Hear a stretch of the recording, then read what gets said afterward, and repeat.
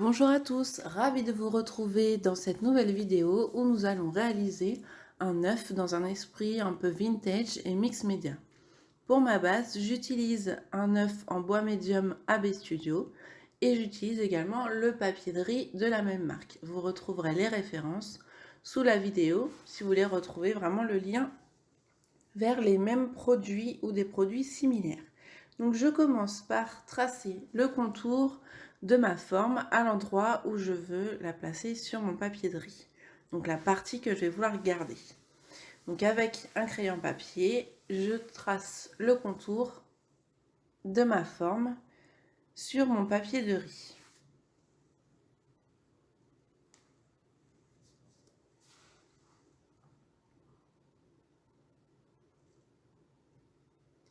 Une fois ma forme tracée, je vais venir la découper avec un ciseau, mais attention, je découpe un peu plus large que le trait de crayon que j'ai fait.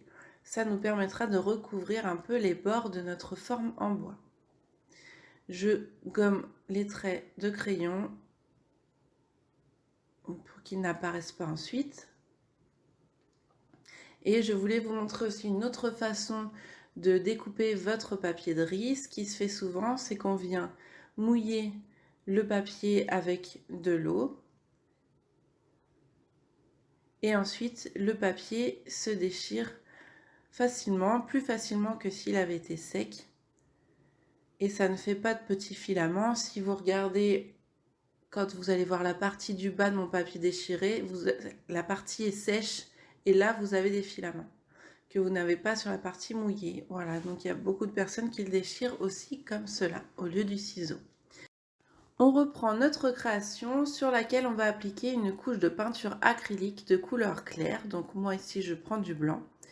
Parce qu'en fait le papier de riz a quand même une légère transparence, donc pour bien faire ressortir le motif, il faut une couche de peinture en dessous, donc que j'applique d'abord au pinceau, puis ensuite au rouleau pour bien l'étaler. Nous allons ensuite venir appliquer notre papier de riz avec du vernicole ou un médium de collage. Donc ici j'utilise du Mod Podge, donc c'est à peu près égal au vernicole. Ici celui-ci a une finition mate. Et donc je vais venir appliquer une couche sur mon support, donc bien sûr une fois que la peinture a bien séché. Et donc je vais bien en mettre sur tout mon support et également sur les côtés.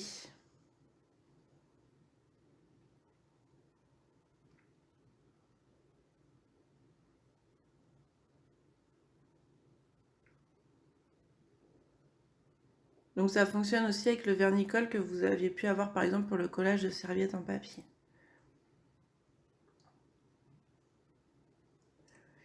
Je vais venir ensuite mettre mon papier de riz que je vais prendre soin de bien centrer sur ma forme. Et une fois qu'il est bien placé, je vais venir étaler mon papier du centre vers l'extérieur pour chasser les éventuelles bulles d'air.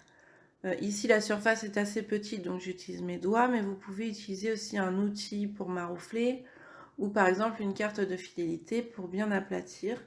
Et une fois que j'ai fait le devant de ma forme, je vais venir appliquer également les côtés de mon papier de riz sur la colle que je viens de poser. Donc selon la découpe que vous avez faite, vous allez avoir plus ou moins de papier sur les côtés. Si vous en avez peu et que ça vous fait des trous sur les côtés, c'est pas grave, c'est ce que ça m'a fait à moi et ça fait le côté un peu vieilli. Si vous en avez plus, vous pouvez ensuite venir le recouper soit au ciseau, soit avec un papier à poncer pour ne pas risquer d'abîmer votre papier, et comme ça il s'appliquera encore mieux à votre forme si vous utilisez un papier à poncer. Et ensuite je reviens avec mon Mod Podge ou mon vernicole remettre une couche sur ma création. Donc ça fait une petite pellicule blanchâtre, mais ça part au séchage.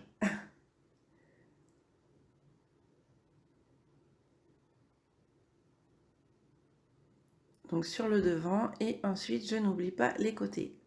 C'est ce qui va permettre à mon papier de riz de bien tenir sur le support. Donc ça fonctionne sur des supports en bois, sur du carton. Il y en a qui l'utilisent aussi pour leur art journal, donc sur du papier.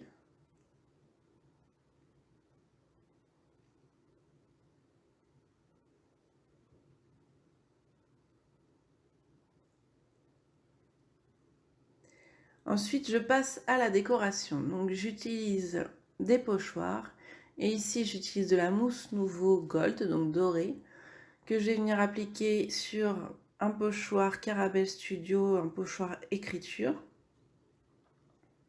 Donc je vais en mettre sur le haut de ma création et je fais quelque chose de relativement irrégulier. Je ne complète pas les phrases entièrement pour que ce soit plus joli.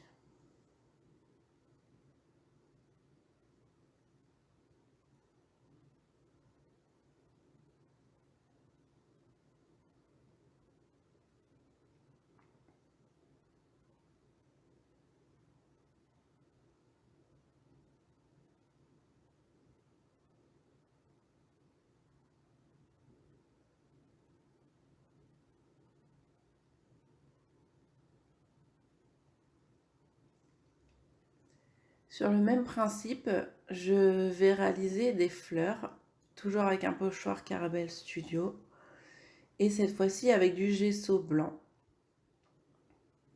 Donc avec ma spatule, j'applique mon gesso au niveau du pochoir, et en fait à chaque fois que je refais une fleur, je vais prendre soin que les fleurs soient bien sèches.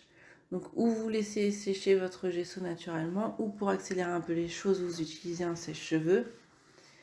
Mais il ne faut pas que votre pochoir fasse de traces dans les fleurs que vous avez précédemment faites.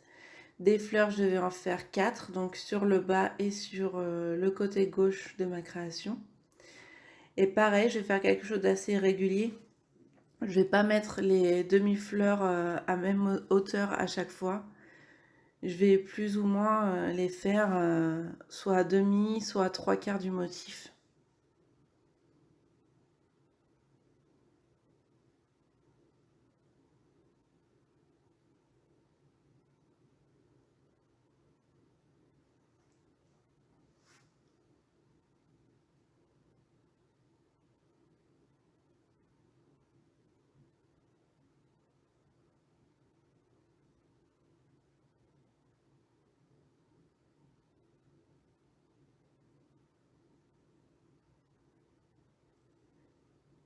Une fois que j'ai fait mes fleurs, je vais venir mettre des touches de gesso sur le côté de ma création. Donc en fait ça va être pour donner ensuite l'effet vieilli. Donc je donne des petits coups de spatule avec du gesso plus ou moins en relief, toujours pour rester dans l'irrégularité.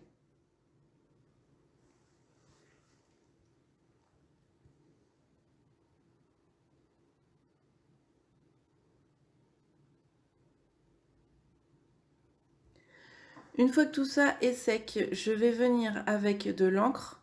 Donc ici c'est la Distress Ink, c'est la Vintage Photo, que je vais venir appliquer sur le tour de ma création, donc avec une petite mousse, un applicateur qu'on utilise souvent avec les encres.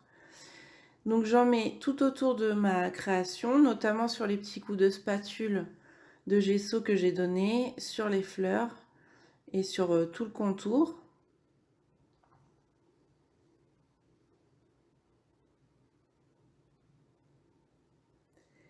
Et ensuite, je vais venir en rajouter en avançant un petit peu vers le centre de mon image, sans trop insister, mais pour toujours rester dans le côté irrégulier. Et je vais aussi repasser sur certains endroits pour foncer un peu, donner un peu plus de nuances et de relief avec des ombres. Et je vais faire la même chose avec ma mousse Nouveau, que je vais venir appliquer également avec ma mousse. Donc ça se nettoie très bien à l'eau après, il n'y a pas de souci. Et là, pareil, je vais venir en mettre sur tout le contour, mais là, je vais vraiment rester que sur le contour. Je ne vais pas venir en mettre au centre de la création. Et en fait, ça ne se voit pas vraiment sur la vidéo. Vous le verrez plus sur les photos en début ou en fin de vidéo. Mais ça donne un effet doré à tout le contour et ça Ça se rapproche du style vintage.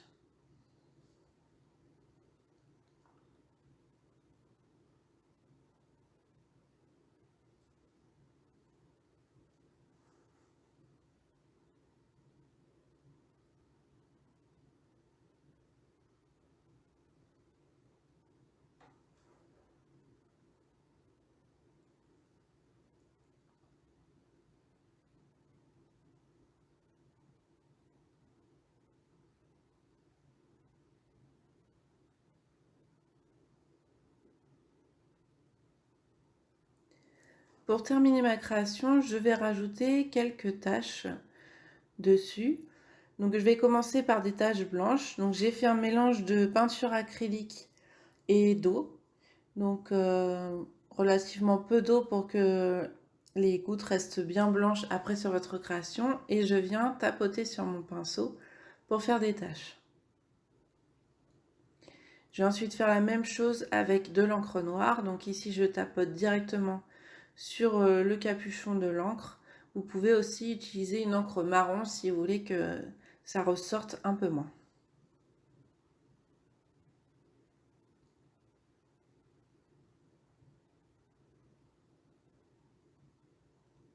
Donc la vidéo touche à sa fin. J'espère que ça vous donnera envie de vous lancer dans l'utilisation du papier de riz. Je vous dis à très bientôt. Je vous souhaite une bonne journée.